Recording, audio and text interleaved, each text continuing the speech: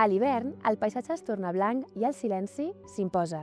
Sota aquesta aparent calma, però, la vida continua. A aquest reportatge explicarem com ho fan alguns éssers vius per superar l'estació més dura de l'any.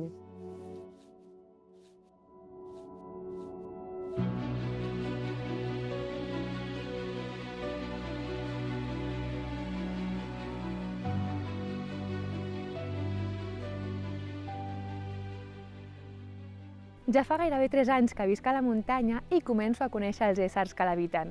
Us seré sincera, abans de venir aquí no havia vist mai una fagina humida reial i ara sento que sóc a casa quan els observo. Recordo el primer hivern que vaig passar aquí fer-me la següent pregunta.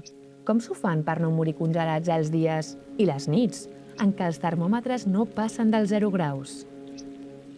Quan parlem de com els mamífers salvatges sobreviuen a l'hivern, hem d'entendre que el principal repte no és només el fred, sinó l'equilibri energètic. A l'hivern disminueixen les temperatures, es redueix el fotoperíode i també baixa la disponibilitat d'aliment. Això obliga els animals a optimitzar al màxim el consum i la despesa energètica. Podem dividir les estratègies en 2 grans blocs, els animals que hivernen i els que es mantenen actius durant tot l'hivern. En el cas dels hivernadors, la hibernació és un estat fisiològic actiu d'hipometabolisme profund. No és simplement dormir, sinó que durant la hibernació la temperatura corporal pot baixar fins a pocs graus per sobre de l'ambient, la freqüència cardíaca redueix dràsticament i el consum d'oxigen pot ser fins a 20 vegades inferior a la normal. Abans d'entrar en hibernació, aquests animals experimenten hiperfàgia, que és l'augment de consum d'aliments, per tal d'augmentar les seves reserves de greix corporal, especialment de greix blanc, que és el que ens servirà com a aïllament tèrmic, i de greix marró, que el greix marró és el que ens permet tenir una major termogènesi. El greix marró el que té és una major quantitat de mitocondris i, a part, el que fa és que l'energia no l'aconseguim com a ATP, sinó que l'aconseguim com a augment de calor corporal. Això és important sobretot pels moments de microdespertars que van tenint periòdicament per augmentar la temperatura. D'altra banda, hi ha mamífers que no hivernen i en aquests casos l'estratègia principal és l'aïllament tèrmic i l'ajustament metabòlic. A la tardor es produeix una muda que incrementa la densitat del pelatge, especialment del subpèl, per tal de tenir un més bon aïllament. Aquest procés està regulat pel fotoperíode, és a dir, les hores de llum, a través de la melatonina i de la prolactina. A nivell circulatori, aquests animals fan una vasoconstricció perifèrica per tal de reduir la pèrdua de calor a les extremitats i mantenir la temperatura del nucli corporal. Pel que fa a l'escassetat d'aliments, la resposta és principalment metabòlica. Inicialment s'utilitzen reserves de glucogen, però ràpidament el metabolisme canvia, es desplaça cap a la lipòlisi i cap a la beta-oxidació d'àcids grassos. Altres espècies opten per estratègies ecològiques més que fisiològiques. La guineu, per exemple, esdevé més oportunista i amplia l'espectre alimentari, és a dir, menja coses que no menjaria en altres èpoques de l'any. El teixó, en canvi, redueix l'activitat i passa més temps a dins del cau per tal de reduir la despesa energètica sense acabar d'arribar a una hibernació real. Canviem pèl per plomes. El repte de sobreviure encara sembla més difícil, però l'aspecte aparentment més fràgil d'un petitíssim pit-roig o una merla d'aigua no significa fragilitat. Aquests animals tenen molts asos sota les ales. Els ocells busquen refugis naturals quan les condicions climàtiques són adverses. Cavitats d'arbres, bardisses denses o esquerdes de roques els protegeixen del vent i, per tant, poden conservar la calor corporal millor que a l'exterior. I les espècies que viuen a alta muntanya, com el gall feu la perdiu nival, s'enterren sota la neu on la temperatura pot arribar a ser sorprenentment més suau que a l'exterior. Però al seu cos què està passant? Doncs bé, una de les claus per resistir al fred és precisament el seu plomatge. Els ocells eriçen o espongen les plomes per tal que quedi una capa d'aire entre elles i el cos. Aquest aire actua com una mena d'abric natural que conserva la calor corporal i redueix la pèrdua d'energia.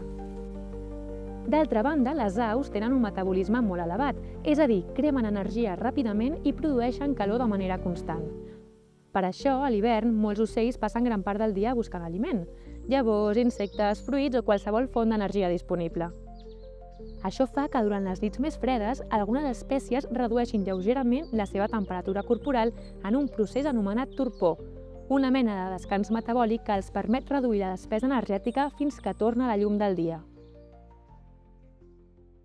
Si tot això és sorprenent, espereu a escoltar com és que poden caminar per la neu o el gel o fins i tot nedar en aigües tan fredes com les del Pirineu. Les seves potes disposen d'un sistema anomenat circulació per contracorrent. Les artèries que porten la sang calenta cap als peus passen molt a prop de les venes que retornen la sang freda cap al cos, i això permet que es produeixi un intercanvi de calor entre tots dos fluxos. Així, la sang que baixa cap als peus arriba una mica més freda i la que torna cap al cos ho fa parcialment escalfada. D'aquesta manera es redueix moltíssim la pèrdua de calor cap a la neu, el gel o l'aigua. I els ocells poden mantenir el cos calent mentre les potes aguanten temperatures molt baixes però sense arribar a congelar-se. Fins aquí les explicacions de com alguns animals sobreviuen l'estació més adversa de l'any. Hem après que mantenir-se actius, buscar refugi on passar les hores de més fred o fins i tot hibernar són estratègies molt eficaces.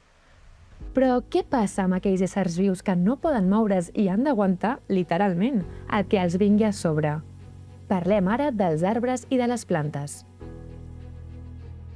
Abans que arribi pròpiament el que seria l'hivern, el que fan les plantes, com també fan molts dels animals, és reduir el seu metabolisme, reduir les reaccions químiques que estan fent en les seves fulles. El cas més paradigmàtic seria, per exemple, el cas dels arbres, que diem que són caducifolis. I el que fan és recollir d'alguna manera els nutrients que ells tenen en les fulles, aquests pigments que els permeten fer la fotosíntesi, i per tant aquestes fulles perden la seva activitat, cauen i es desprèn. D'aquesta manera l'arbre no perd l'energia que li ha costat tant d'acumular durant l'estiu. A vegades quan parlem de l'hivern el que ens ve al cap de seguida és pensar que el que afecta més a les plantes, que també ho és el fred, el fred o fins i tot a vegades la neu. Però un factor molt important vinculat a l'hivern és la llum, és la falta d'un període llarg de temps en el qual arribi la llum suficient per fer la fotosíntesi. La neu el que fa és fer una capa de protecció tèrmica en molts casos. Moltes d'elles, quan tenen una capa de neu, això els permet que la temperatura a les quals elles troben sigui molt més estable al llarg del dia i també al llarg dels mesos, i per tant els doni aquesta mica de protecció. Quan les temperatures són molt baixes, el que pot fer és que l'aigua que hi ha dintre els teixits de les plantes es congeli, i això és un risc perquè a l'augmentar de volum l'aigua, a convertir-se en gel, podria arribar a fer esclatar les cèl·lules i destruir les cèl·lules. Què fan moltes plantes? El que fan és tenir sucres o tenir altres substàncies com aminoàcids que el que fan és ajudar a expulsar aquesta aigua fora de la cèl·lula i que aquest increment de volum, aquest pas d'aigua líquida a aigua sòlida es faci fora de la cèl·lula i s'eviti aquest trencament de les cèl·lules i per tant la planta pugui seguir creixent.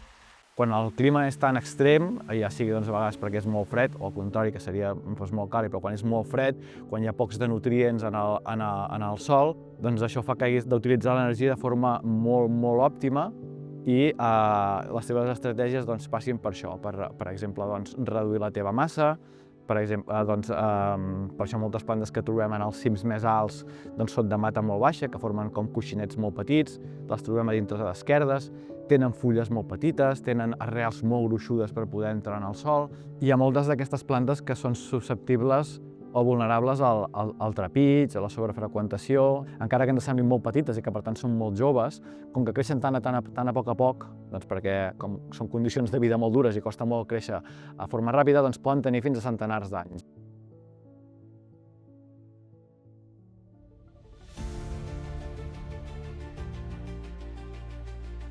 Vivim en un indret privilegiat en quant a natura i en quant a diversitat, i això és per molts factors.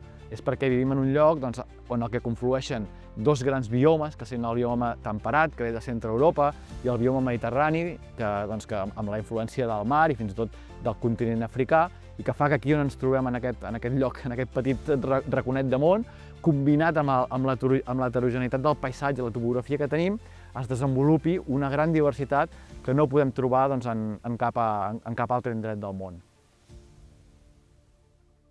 De fet, vam fer un estudi recent, un estudi de la flora alpina de diferents llocs d'Europa, i una de les conclusions que vam veure o que vam treure és que és aquí, en el Pirineu, on trobem una major diversitat de llinatges, de plantes, que no ho podem trobar en cap altre lloc d'Europa i tampoc, per tant, del món. I, per tant, tenim aquesta responsabilitat de, per una banda, estimar-ho i, per l'altra banda, fer el màxim que puguem per protegir-la.